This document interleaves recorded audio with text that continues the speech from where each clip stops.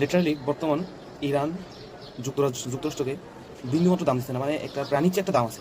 যুক্তরাষ্ট্রের কথা ইরান বিন্দুমাত্র কোনো দাম দিচ্ছে না। এই পর্যন্ত যুক্তরাষ্ট্র, আই থিঙ্ক ট্রাম্প কয়েকবার যুদ্ধবিরতির প্রস্তাব দিচ্ছে, প্লাস বারবার সে বলে আসতেছে যে যুদ্ধ বন্ধ করবে।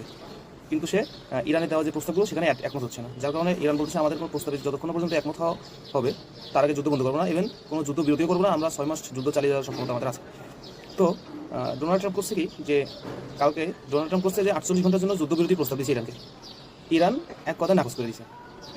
মানে এমন একটা অবস্থা যে যুক্তরাষ্ট্রের কোনো বিন্দুমাত্র যে হায়া লজ্জা সেটাও বিশ্বের কাছে থাকতেছে না। কারণ ওইদিকে চীন, রাশিয়া সহ ফ্রান্স আছে, ফ্রান্সও ওপেনলি এখন ইরানের পক্ষে আর কি। এদিকে যুক্তরাষ্ট্র নাকি শূন্য সেনা পাঠাইছে, আবার একটা যুদ্ধ বিমান যেটা ধ্বংস হয়ে গেছে সেইটার কী বলে যে পাইলটকে খুঁজতে আর একটা যুদ্ধ বিমান পাঠালে সেটাকেও ফেলে দিয়েছে ইরান। মানে লিটারালি এমন একটা অবস্থা, মানে খুবই করুণ অবস্থা যুক্তরাষ্ট্রের বর্তমান।